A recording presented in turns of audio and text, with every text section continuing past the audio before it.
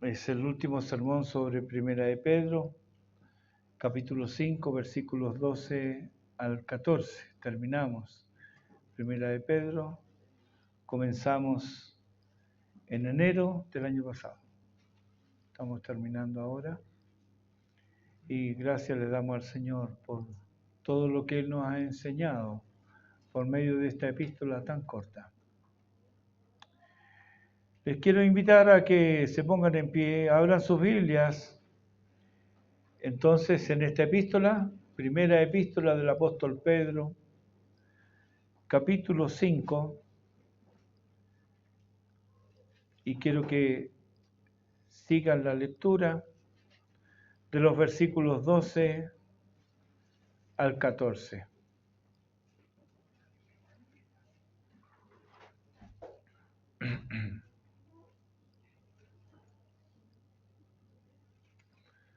Primera de Pedro, capítulo 5, versículos 12 al 14. Y dice así la palabra del Señor. Por conducto de Silvano, a quien tengo por hermano fiel, os he escrito brevemente, amonestándoos y testificando que esta es la verdadera gracia de Dios, en la cual estáis, la iglesia que está en Babilonia, elegida juntamente con vosotros, y Marcos, mi hijo, os saludan. Saludaos unos a otros con ósculo de amor. Paz sea con todos vosotros, los que estáis en Jesucristo. Amén. Padre Celestial, gracias por tu palabra. Cada palabra tuya es alimento para nuestras almas y necesario para nuestro progreso, para nuestra estabilidad, para nuestra madurez. Te pedimos, por tanto, que tú hables a nuestras vidas en esta hora. Y te lo pedimos por Jesucristo, quien es nuestro Señor y Salvador. Amén. Tomen asiento, queridos hermanos. Seguros en la roca, ese es el título que le he puesto a este último sermón. Y otra vez, basado aquí en 1 de Pedro, capítulo 5, versículos 12 al 14. Seguros en la roca. Estamos ante los versículos finales de esta bella epístola, pero antes de dejarla, creo conveniente que nos detengamos aquí, ya que estos 3 versículos que tenemos por delante son mucho más que los saludos finales. ¿Por qué esta epístola nos es tan querida? Porque este escrito apostólico está destinado a cristianos sujetos a pruebas. ¿Y cuál será el peregrino que no experimente el acoso del pecado, la oposición impía o la inquina demoníaca? Habrá alguno que puede decir, no, ninguna de esas 3 cosas me molesta a mí, la verdad, yo llevo una vida tranquila. Todos, de alguna manera, somos atacados de diversas maneras y por cada una de estas circunstancias. Aquí encontramos a cristianos que sufren y nos identificamos con ellos, pero ellos no se victimizan. Tampoco debemos hacerlo nosotros, pues se nos exhorta a andar, a peregrinar en conformidad con la santa vocación a la que hemos sido llamados y a sufrir pacientemente, mirando al Cristo bendito que sufrió por ellos, pero también sufrió por nosotros.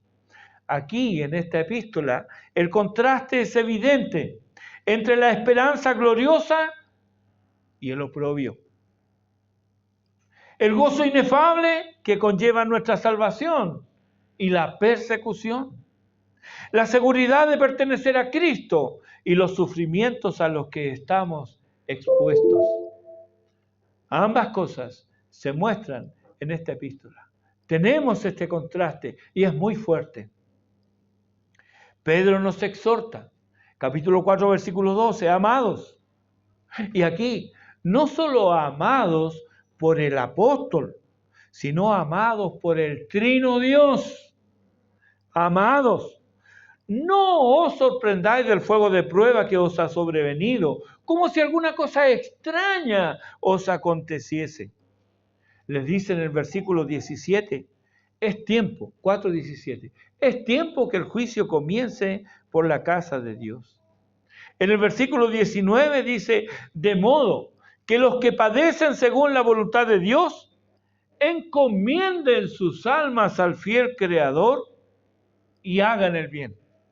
Y en el capítulo 5, versículo 9, dice, sabiendo que los mismos padecimientos se van cumpliendo en vuestros hermanos en todo el mundo.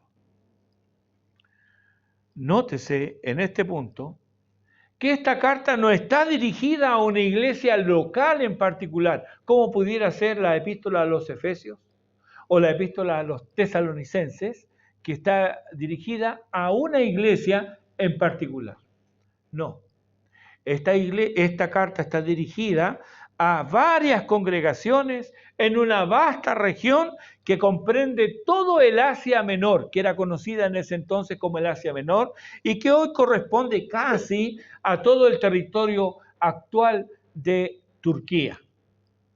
De ese territorio estamos hablando. Y Pedro les asegura a esos hermanos de ese vasto territorio, el territorio lo encuentra usted en el capítulo 1, versículo 1, les asegura que los padecimientos que ellos sufren, otros hermanos alrededor del mundo conocido entonces, también los están sufriendo. Está hablando de sufrimientos para los peregrinos de todo el imperio. ¿Qué había pasado? Aquí hagamos un barniz de historia. Luego de la locura de Calígula como César, y siendo este asesinado por la guardia pretoriana, fue puesto en el trono romano su tío, Claudio, en la esperanza de poder manejarlo políticamente. Se creía que él era medio tonto y que podían muñequearlo. Pero resultó que Claudio fue un gobernador bastante astuto, inteligente y muy capaz. Ahora, su esposa conspiró contra él. Y habiendo prohijado a su hijo, el hijo de ella, se llamaba Nerón. Claudio fue envenenado por su esposa.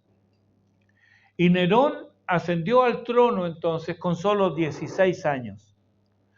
Gobernó el imperio por 14 años y es recordado por sus brutalidades, crueldad y excesos. Es en este tiempo que se dio la masacre de los cristianos en Roma. El historiador romano Tácito introduce este tiempo en sus Anales, fue un libro que él escribió, con estas palabras.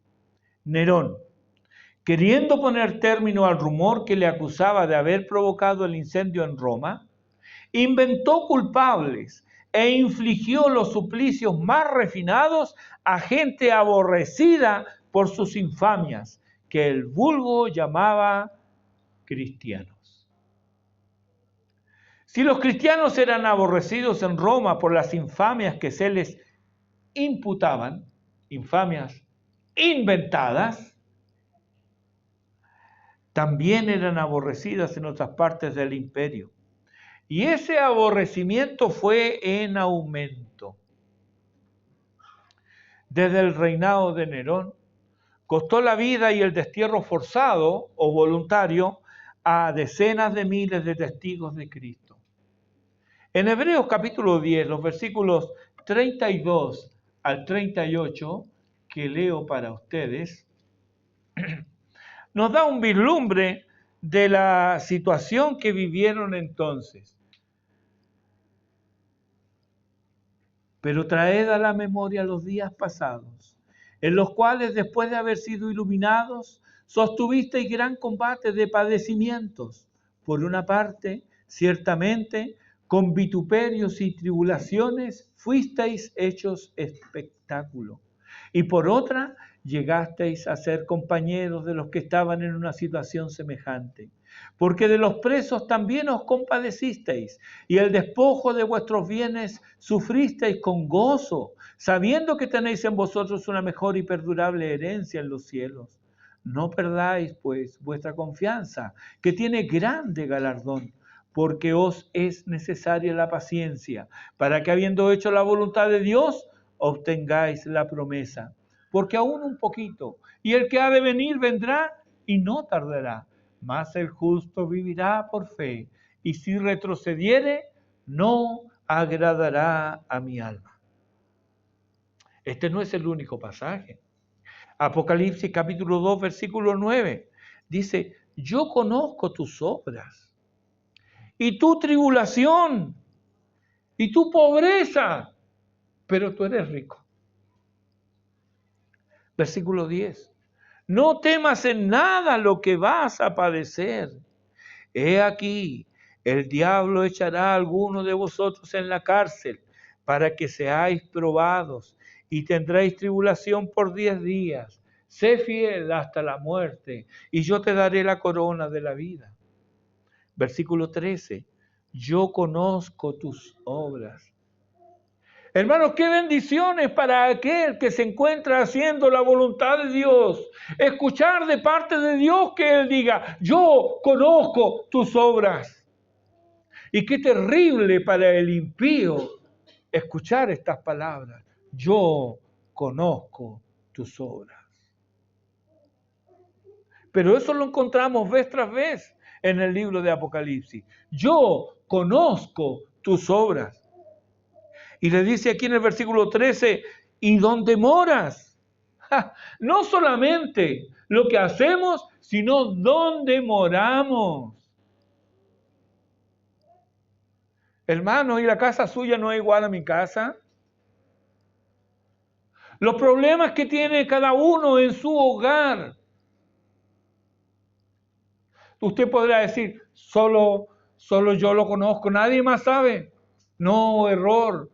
Dios lo sabe. Él sabe dónde moras. Él sabe los problemas que estás padeciendo. Él lo conoce. Yo sé, yo conozco tus obras y dónde moras. ¿Dónde estaba esta iglesia? ¿Dónde está el trono de Satanás? ¿Te puedes imaginar un lugar para una iglesia de Cristo así? Pero la había. Capítulo 3, versículo 8, otra vez. Yo conozco tus obras. He aquí he puesto delante de ti una puerta abierta, la cual nadie puede cerrar. Porque, mire, no sé si te vas a identificar con esto. Porque aunque tienes poca fuerza, has guardado mi palabra y no has negado mi nombre. Bendito sea el Señor. Tienes poca fuerza.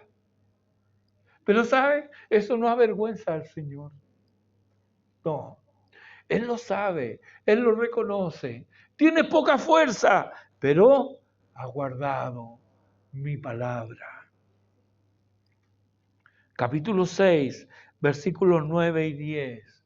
Cuando abrió el quinto sello, vi bajo el altar las almas de los que habían sido muertos por causa de la palabra de Dios y por el testimonio que tenían. Y clamaban a gran voz diciendo, ¿hasta cuándo, Señor santo y verdadero, nos juzgas y venga nuestra sangre en los que moran en la tierra? Estos pocos textos del Apocalipsis también nos suministran pruebas del sufrimiento que estaban pasando los hermanos entonces. La persecución y sufrimiento no terminó con Nerón. Luego de su suicidio, el año 68, el año 69 se sucedieron 3 Césares, es decir, una guerra civil. Y en una guerra civil, en toda guerra mueren inocentes, pero la guerra civil es la peor de las guerras. Finalmente se impuso Vespasiano, que gobernó por 10 años, tiempo en el cual se sublevó Judea, resultando en la destrucción de Jerusalén y su templo el año 70 por tropas de Tito, que luego sería emperador hasta el año 81. Con la muerte de Tito comienza otra ola de persecución con Domiciano.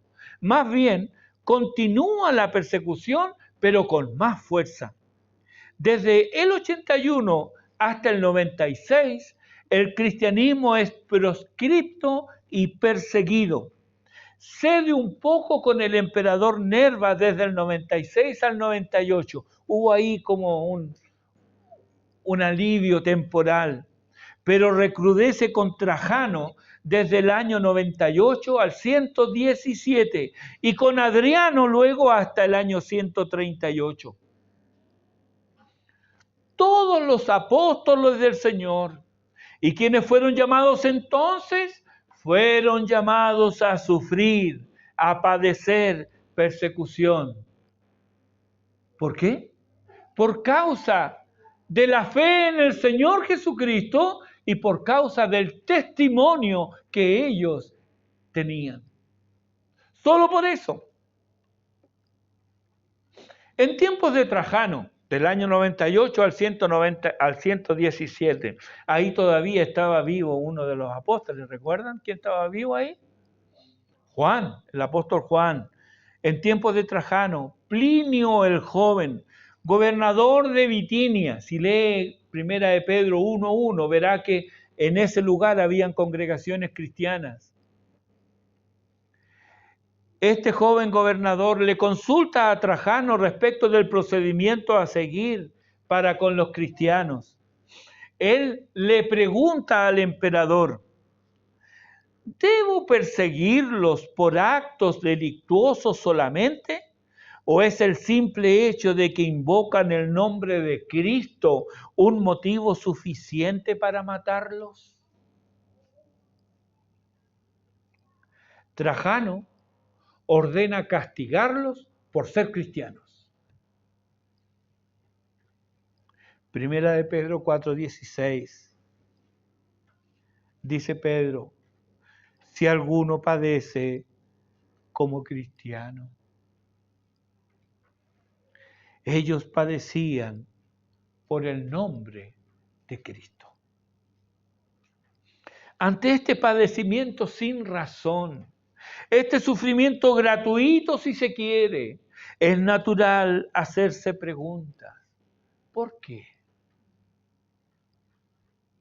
Recuerdo a un primo hablando de su hermana. Yo debo haber tenido unos 21 años, 22, y él hablando de su hermana y diciendo: yo no sé por qué la Tavi sigue en el Evangelio. Vive con problemas. Mi prima tenía 5 hijos y los estaba criando. Pero la Tavi tenía un matrimonio feliz. Y el que hablaba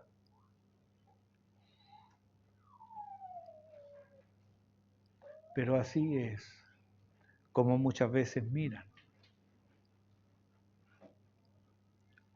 Y si nos hacemos preguntas, ¿por qué?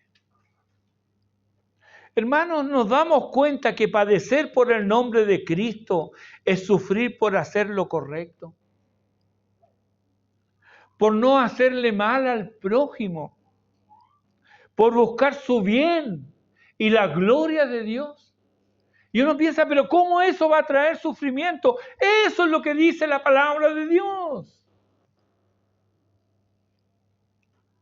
Hay quienes querrán evitar el sufrimiento a toda costa y para ello negarán lo que una vez afirmaron. Eso lo encontramos todos los días. Hoy día dicen una cosa con mucha seguridad, mañana lo niegan. No, es que las cosas cambiaron. Algunos apostatarán de la fe. Otros, como los destinatarios de la epístola a los hebreos, jugarán con la idea de volverse a sus antiguas formas y tradiciones. No será una negación obvia, pero sí un acomodo a las nuevas circunstancias. El autor de Hebreo, en cambio, les dice, hermanos, no retrocedan, sino que les anima a tener fe para preservar sus almas. En el versículo 38 les dice, pero nosotros no somos de los que retroceden para perdición, sino de los que tienen fe para preservación del alma. Pero también hay los que no tienen convicciones, los que se dejan arrastrar por la corriente, los que vestirán de prudencia la mera cobardía y harán abandono de filas. ¿Pensamos que esos son pocos? No, no, hermanos. No en vano hay profusión de llamados en el Nuevo Testamento a perseverar. Si no fuera así, no habría tanto llamado a perseverar. ¿Dónde encuentra un llamado aquí en la Escritura a respirar? Hermanos, no olviden respirar. No hay. ¿Por qué no? Porque no es necesario. Pero perseverar. Y hay muchos llamados. ¿Pensamos entonces que solo retroceden los recién llegados? No. Pablo experimentó el abandono de insignes compañeros en la hora oscura. Ahí lo abandonaron. Cuando él los necesitaba, ahí ellos se borraron, como dirían los argentinos. Se borraron, no estaban. Y lo puedes leer ahí en la segunda epístola de Pablo a Timoteo. Hermanos, porque la naturaleza humana es así. Es como la sombra que huye y se esconda a medida que la oscuridad avanza. Es desleal. Y esto causa dolor y desconcierto entre los fieles. Es a estos sufrientes y desconcertados peregrinos que Pedro les revela el motivo de su carta. Breve pero oportuna, amonestando y testificando que más allá de los agravios, más allá de los sufrimientos, más allá de las humillaciones, más allá de la perplejidad y el desconcierto, versículo 12, esta es la verdadera gracia de Dios en la cual estáis. Más allá de todas estas cosas, esta es la verdadera gracia de Dios en la cual estáis. Sin duda alguna había muchos hermanos que recibieron esta carta de aliento y dicen, pero ¿cómo estaremos en lo correcto? ¿Por qué sufrimos tanto? ¿Por qué nos persiguen si estamos haciendo el bien? Pedro le dice, hermano, esta es la verdadera gracia de Dios. Han sido llamados a esto. No, querido hermano. No han equivocado el camino, ni están en un redil extraño. Si el rey es vituperado, ¿no lo serán también sus súbditos? Ah, hermanos, pero qué honra es ser del séquito real. Segunda Timoteo capítulo 2, versículo 12, nos dice, si sufrimos, también reinaremos con él. En el segundo libro de Samuel, capítulo 15, versículo 30, se encuentra un pasaje muy triste. Dice, y David subió la cuesta de los olivos, y la subió llorando, llevando la cabeza cubierta y los pies descalzos. También todo el pueblo que tenía consigo cubrió cada uno su cabeza, e iban llorando mientras subían. ¿Qué había pasado? Se había levantado su hijo. Se había alzado en armas. Y él, para no enfrentar a su hijo, decidió huir. Pero en esta condición él huye y sube la cuesta de los olivos. ¿Dónde hay honra? ¿En aquellos que a la vera del camino insultan a David y desconocen su autoridad? ¿O en aquellos que le acompañan en silencio y llorando? ¿Dónde hay honra ahí? El autor de Hebreos en el capítulo 11, los versículos 36 al 38, nos narra algunas situaciones de quienes permanecieron fieles y alcanzaron buen testimonio. Estas circunstancias se han repetido a lo largo de la historia y no tengas dudas que negras nubes se ciernen sobre la humanidad ahora, pues la maldad está avanzando. Dice el autor de Hebreos, otros experimentaron vituperios y azotes, y a más de esto prisiones y cárceles. Fueron apedreados, aserrados, puestos a prueba, muertos a filo de espada. Anduvieron de acá para allá cubiertos de pieles de ovejas y de cabras, pobres, angustiados, maltratados, de los cuales el mundo no era digno, errando por los desiertos, por los montes, por las cuevas y por las cavernas de la tierra. Sí, todos ellos sufrieron, pero, como dice Hebreos 11:25, escogieron antes ser maltratados con el pueblo de Dios que gozar de los deleites temporales del pecado, teniendo por mayores riqueza el vituperio de Cristo que los tesoros, y le añado las comodidades que este mundo pueda ofrecer. Sí, hermanos, esta es la verdadera gracia de Dios, nos lo afirma Pedro aquí en el versículo 12. Eso no significa una vida plácida y libre de contratiempos. No hay aquí una vida cómoda y lúdica, no. Desde que el pecado entró al mundo, las espinas y los cardos brotan por doquier.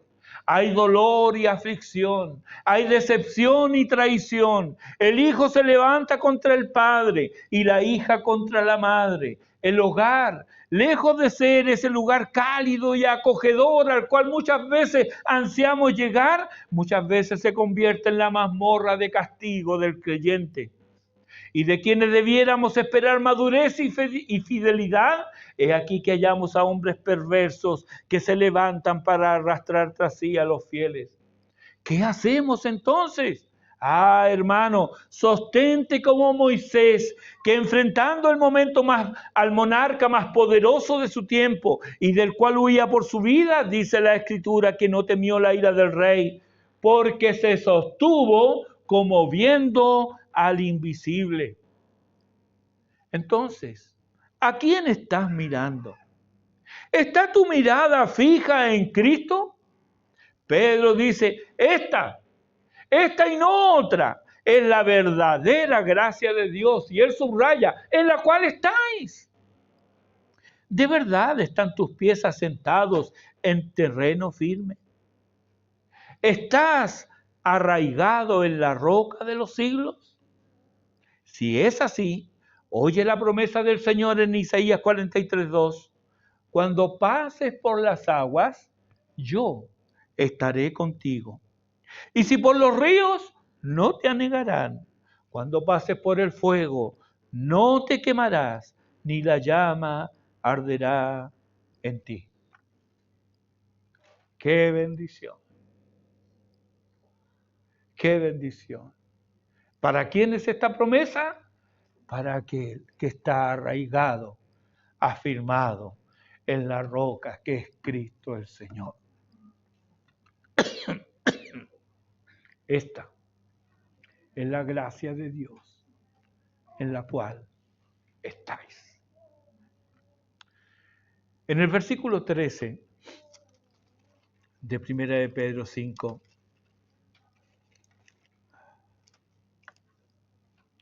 hay dos cosas que debemos mirar.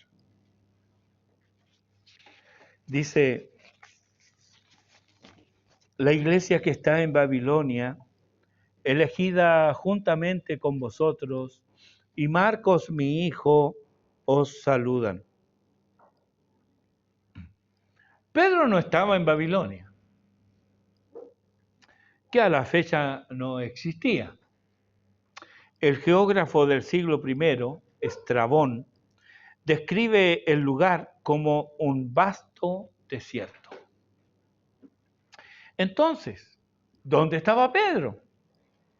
Bueno, desde la época de persecución, los escritores eran muy cautos en cuanto a dar noticias de su ubicación, dadas las críticas a veces veladas al régimen imperial.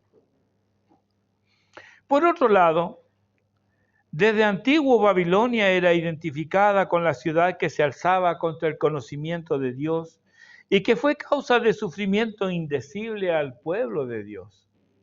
Isaías capítulo 13 fue pronunciado al terminar casi el siglo VIII antes de Cristo. Esto es el juicio de Dios sobre Babilonia.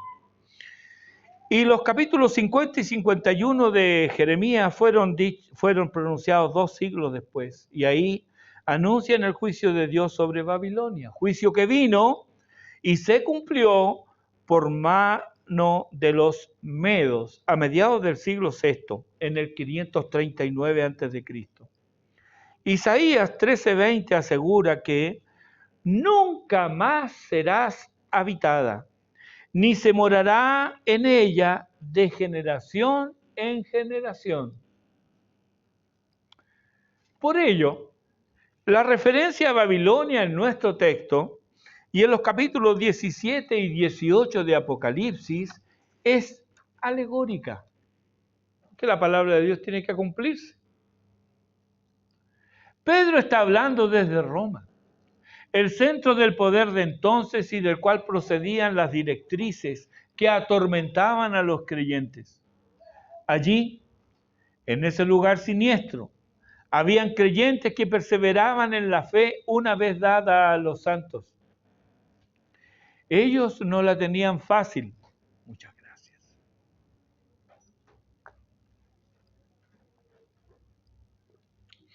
Eran perseguidos y acosados, pero ellos se mantuvieron firmes en la roca. Imagínense, desde el centro del poder imperial, desde donde emanaban estas directrices para perseguir y aplastar a los cristianos, allí mismo habían cristianos. Pero ellos se mantuvieron firmes en el Señor. Hoy, todavía tenemos libertad para adorar a Dios, para congregarnos, pero este tiempo pasará. Las Naciones Unidas como organización es anticristiana. Está empeñada en hacer desaparecer de la faz de la tierra a los creyentes fieles a la palabra de Dios y trata de criminalizar a quienes sostienen que solo hay 2 sexos, a los que son pro vida, a los que se resisten al aborto y a los que sostienen que el matrimonio es entre un hombre y una mujer. En su lugar, ellos se sienten bien con un cristianismo apóstata, un cristianismo sin Cristo, un cristianismo que no tiene las Escrituras como su base de fe y práctica. Y hay naciones que avanzan en esa dirección con las leyes que promulgan. Esta agenda siniestra avanza poco a poco y lo que la detiene por ahora es la presencia evangélica fiel a su Señor, aunque en nuestro país ha logrado avanzar gracias a la ignorancia y desconocimiento de las masas evangélicas. Recientemente Venezuela, en esta semana, criminalizó lo que llama conservadurismo moral, entre otras cosas. Conservadurismo moral. Es decir, si usted piensa y lo sostiene que el matrimonio es entre un hombre y una mujer, usted es un conservador moral.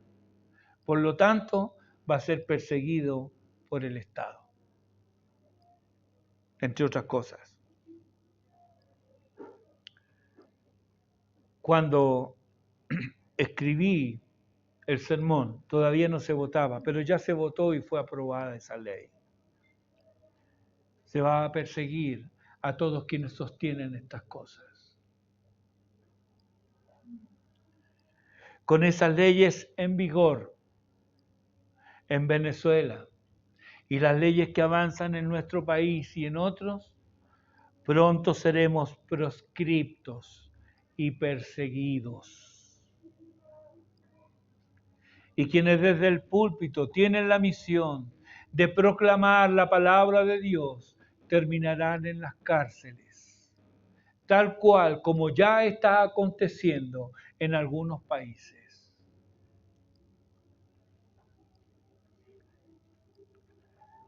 ¿Estamos preparados para eso? Hermano, y esto no pasa en un país escondido de allá de África o de Asia, allá en la selva. No, esto pasa en Alemania, esto pasó en Finlandia. Se le llama discurso de odio. El profeta Isaías dice, ay, del que a lo malo dice bueno y a lo bueno dice malo. Estamos viviendo en ese tiempo. A lo bueno se le llama malo, a lo malo se le llama bueno. El desorden y la destrucción, eso vamos arriba, hagámoslo, compañero. El orden, eso no. Estamos comenzando a vivir esos tiempos y la pregunta es, ¿estamos preparados? Es hoy que debemos prepararnos y no facilitarle las cosas a estas enseñanzas y doctrinas de demonios. Y uno dice, ¿pero cómo? Sí, porque no votaremos por quienes promueven estas ideas. Es lo único que podemos hacer, además de orar, y lo haremos por la gracia de Dios. Nos opondremos a esta gente que pretende implementar estas ideas que llevan a la destrucción de la sociedad tal como la conocemos, con sus raíces judeocristianas. No los votaremos. Y llegado el caso, hermanos, debemos estar preparados como Esther para obrar en contra de la ley y enfrentar las consecuencias. Esther 4:16. Esther dice, y si perezco, que perezca. Pero para eso hay que tener convicciones y hay que estar firme en el Señor. Lo otro que aparece en el versículo 13 es la mención de Marcos, mi hijo. Esto me alegra sobremanera, hermano. ¿Por qué? Porque aquí tenemos una prueba más de que Dios no desecha para siempre. Que quienes fallan, y quién no ha fallado, ¿no? Que quienes fallan tienen otra oportunidad para servir. Que quienes se equivocan en el camino pueden encontrar guía para volverse. Eso fue lo que pasó con Juan Marcos. En Hechos 13:13 le vemos dejar la empresa misionera y dejar a Pablo y Bernabé. Él fue la causa de la separación entre Pablo y Bernabé cuando, según leemos en Hechos 15:37, Bernabé insistió en llevarlo nuevamente y no permitiéndolo Pablo, ambos tomaron caminos diferentes. Pero el tiempo pasa y aquella vida que parecía inútil y marchita puede reverdecer y cobrar vida por obra misericordiosa de la gracia de Dios. Y así leemos en la segunda epístola a Timoteo capítulo 4 versículo 11, como Pablo ha cambiado de opinión respecto de Marcos, pues le dice a Timoteo, toma a Marcos y tráele contigo porque me es útil para el ministerio. El que antes fue inútil y cobarde, hoy es útil y necesario. Bendito sea el Señor. Él dice en Isaías 42:3, no quebrará la caña cascada, ni apagará el pábilo que humeare. Y Mateo aplica esta profecía a Cristo en Mateo 12:20. No somos robles, somos cañas. Y cañas que están cascadas, a punto de romperse, pero Él no las quebrará. Como pábilo, ya casi nos damos luz, pero aún queda una pequeña brasa en el extremo que más que luz da humo, pero Él no lo apagará. Antes bien, lo avivará y prenderá con el aceite del Espíritu. Esa es la historia de mi vida. Y la historia de muchos. Solo estamos en pie por la gracia de Dios. Así que, querido hermano, consuélate con estas palabras. Él no desecha al débil ni abomina del que se volvió atrás. Jesús está presto a recibirte y plantarte en la roca. Allí, en la roca, no serás conmovido. Termina esta carta en el versículo 14. Saludaos unos a otros con ósculo de amor. Pasea con todos vosotros los que estáis en Jesucristo. Amén. Cuán apropiado es este saludo y bendición final a quienes son acosados por la persecución y son objetos de burla y desprecio por quienes ayer fueron sus amigos, pero eran paganos. Cuando afuera recrudece la hostilidad, el amor fraternal no solo debe sentirse en el corazón, sino que debe tener una expresión visible. Y el beso, tan común en la cultura mediterránea y latina, como expresión de afecto y cariño, con mayor razón distingue las comunidades cristianas, donde este saludo cariñoso está tan alejado del beso erótico y pasional como del beso protocolario y formal, que solo aparenta lo que no siente realmente. Aunque este saludo es cultural, como puede ser el apretón de manos, el abrazo o la reverencia, lo importante y deseado es que sea una manifestación de amor. El último pensamiento de deseo de Pedro para sus hermanos es que tengan paz, el shalom de Dios. ¿Qué es esta paz? Es mucho más que la ausencia de conflictos o la calma que sigue a las tormentas. El shalom bíblico es bienestar, armonía, plenitud, descanso, quietud, el perdón completo, la concordia. ¿Es posible disfrutar de esta paz aún en medio de los conflictos? Oye esta promesa. Isaías 26:3. Tú guardarás en completa paz a aquel cuyo pensamiento en ti persevera, porque en ti ha confiado. El deseo de Pedro es para todos los que están en Jesucristo. En ellos se cumplirá esta promesa. Otra vez vamos a la promesa de Isaías. Tú guardarás en completa paz a quienes a todos no. Tú guardarás en completa paz a aquel cuyo pensamiento en ti persevera, porque en ti ha confiado.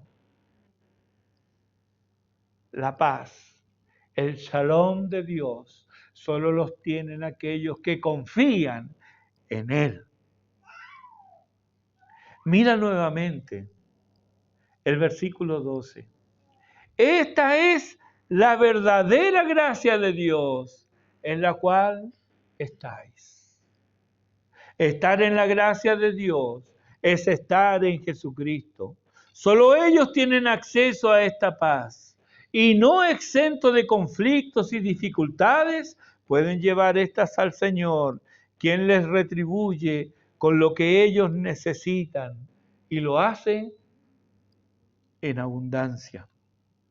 Termino con Filipenses capítulo 4, los versículos 5 al 7, que es otra forma de recordar lo que aquí ya hemos dicho y que tantas veces nos lo ha dicho Pedro a sus hermanos y a nosotros.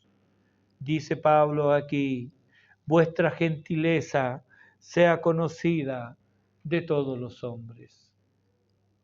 No tenemos justificación para ser descortés con nadie. Nunca. Vuestra gentileza sea conocida de todos los hombres. El Señor está cerca. Recuerda cuando niño que ya era la tarde y uno estaba como medio como niño, desordenado, con mucha energía. Y la mamá decía la palabra mágica, está por llegar tu papá. ¿No? Y ante eso, se calmaban las energías. Es por eso que Pablo aquí dice, el Señor está cerca. ¿Cómo te estás comportando? El Señor está cerca. ¿Qué estás haciendo? El Señor está cerca. Por nada estéis afanosos, si no sean conocidas vuestras peticiones delante de Dios, en toda oración y ruego, con acción de gracias. ¿Cuál es el resultado? Y la paz de Dios, que sobrepasa todo entendimiento, guardará vuestros corazones y vuestros pensamientos en Cristo Jesús. Querido hermano, por nada estéis afanosos. Esta es la verdadera gracia de Dios en la cual estáis. Si estás en Jesucristo y confías en Él guardará tu mente y tu corazón. Que la gracia del Señor Jesucristo, el amor de Dios y la comunión del Espíritu Santo sea con todos nosotros. Dios los bendiga, queridos hermanos. Oremos.